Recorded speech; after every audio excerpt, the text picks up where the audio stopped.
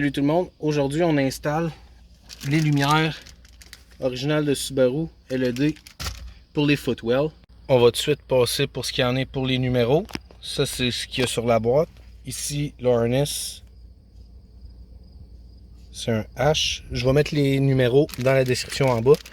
Ceux-là, les lumières, ils n'en ont pas.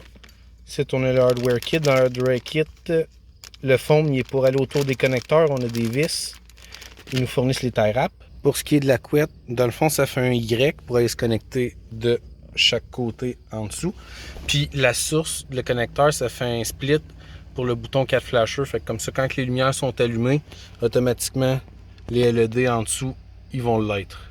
Ça, c'est une étape qui n'est pas nécessaire, mais sur mon filage, j'ai tout le temps aimé mettre du tape en dessus pour limiter les rattles.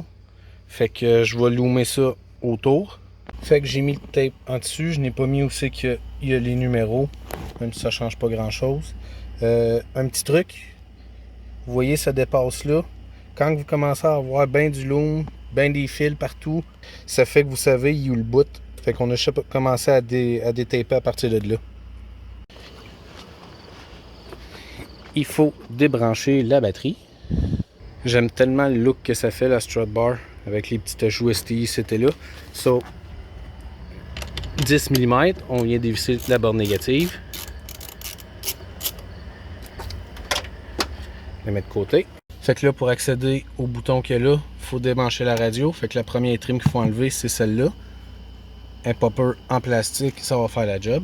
Pour l'enlever, je suis venu mettre ça ici dans le coin. C'est des clampes en métal qu'il y a en arrière. Mais ça se fait relativement bien. C'est l'affaire qui est à savoir, c'est rentrer dans ça ici aussi. Fait que quand on tire, il faut y aller doucement pour pas commencer à arracher tout ça.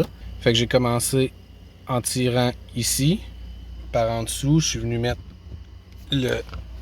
l'outil ici pour me donner un peu de jeu. Ça l'a popé ici. Puis après ça, j'ai pu le monter puis le popper là. Fait que la radio va tenir avec 4 10 mm. Il y en a une de chaque bord dans le fond. Fait que vous allez peut-être avoir besoin d'une rallonge. Une fois la radio dévissée, au point que j'en suis, c'est pas encore nécessaire de la débrancher.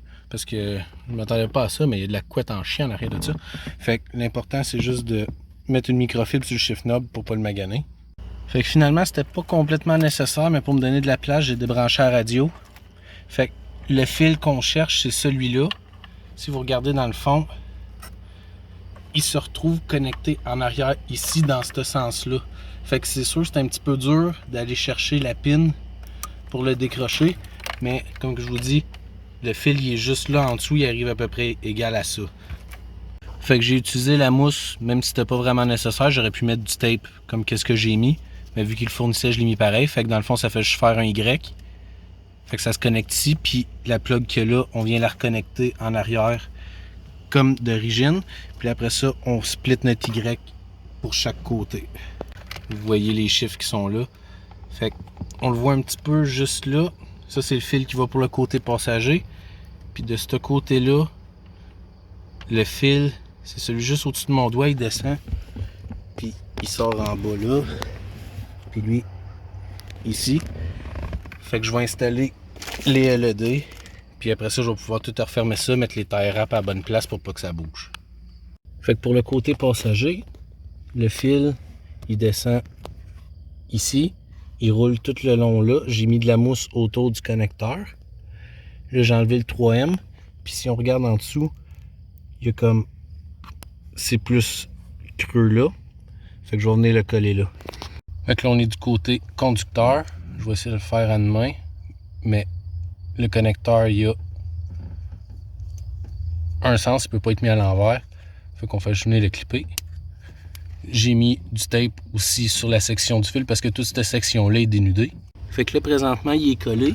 Subaru fournit 2 vis par côté. Parce que dans le fond, ça tient avec le 3M. Je vais attendre à ce soir, voir comment est-ce que ça va être illuminé.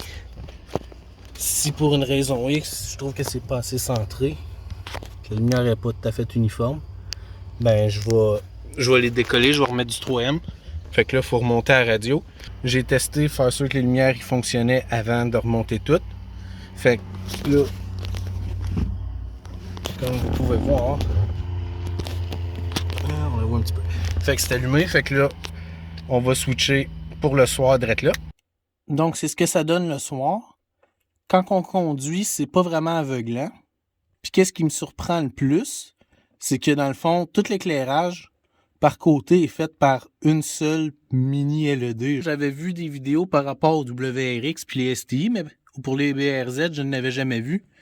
Fait que je trouvais ça important de vous le partager. À la prochaine!